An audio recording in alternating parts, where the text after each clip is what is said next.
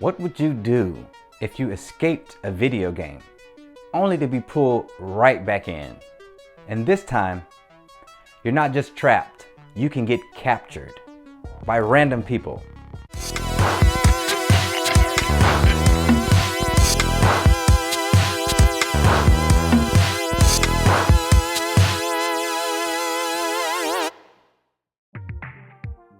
Quick summary. This is book 2 in the series by Dustin Brady, and it pretty much picks up right where we left off. At the end of the last book, Jesse escaped the game, but didn't save Mark. Now, Jesse wakes up and realizes he's trapped again. But this time, it's a little different. He's stuck inside of a video game that works kind of like Pokemon Go, where players in the real world can actually see and capture him during battles.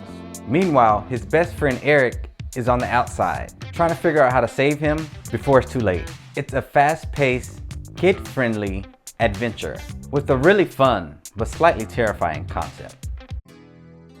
The characters. Jesse is once again our main character, and this time his situation is a little bit more intense. He's learning how the game works while also trying not to get captured, which adds a lot of tension. Eric also plays a huge role, but from the real world. He's trying to protect Jesse while navigating the game, which is a cool twist. Then there's Mr. Gregory, who brings a deeper layer to the story.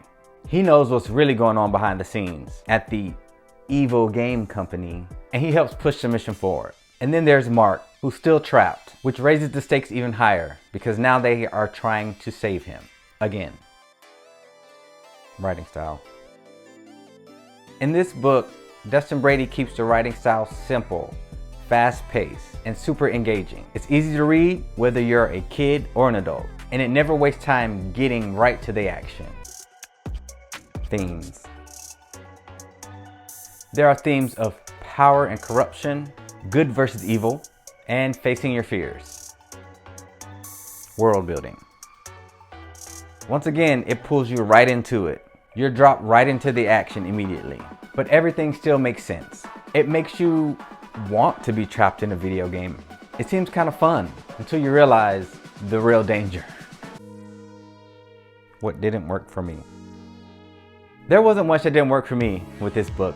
I really enjoyed reading it, just like the first one. The pacing was strong, the story was engaging, and even though it's book 2, there was still some solid character development. I didn't notice any major plot holes, but if you did, let me know. Favorite moments. I have 2 favorite moments in this book. The first was when Jesse realized that he was trapped in the game again. Watching him try to figure out how everything works and also try to get Eric's attention so that he can help him was really fun to read. The second was near the climax, when everything started to come together, or more like unravel.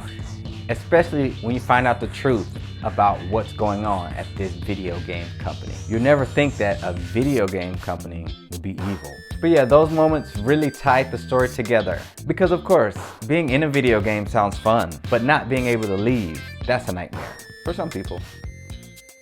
If you love coffee but hate the crash, this might be your new morning ritual. This is Ryze Mushroom Coffee, a superfood blend of functional mushrooms and instant coffee. Here's the difference. It has less than half the caffeine as regular medium roast, so you still get the energy without the jitters or the crash. It supports gut health, immunity, stamina, focus, and mood. Honestly, it just makes your body feel good. When I eat or when I work out, Ryze always gives me the focus and the steady energy I need without the crash. That's why it's part of my daily routine. In the morning, I mix a scoop of mushroom coffee, mushroom creamer, a little bit of honey, and some almond or coconut milk. And if I want it cold, I just use that same mixture and pour it over ice. If you want to try it for yourself, use my promo code DanielHowardEats15. That's DanielHowardEats15. You'll get 15% off anything from Ryze. Smooth energy, better focus, no crash. That's how I start my day. Final verdict. I'm giving this book an 8 out of 10. It's an easy and fast read and keeps you engaged the whole time. If you like fun, action-packed fantasy adventures, this is definitely worth picking up. I'm really glad I continued this series, and I will definitely be reading book 3, so look out for that review very soon. Have you read this book, or do you plan on reading it? What would you rate it? Let me know in the comments. And if you have any book recommendations, let me know. And make sure you like and subscribe to my channel. Thanks for watching.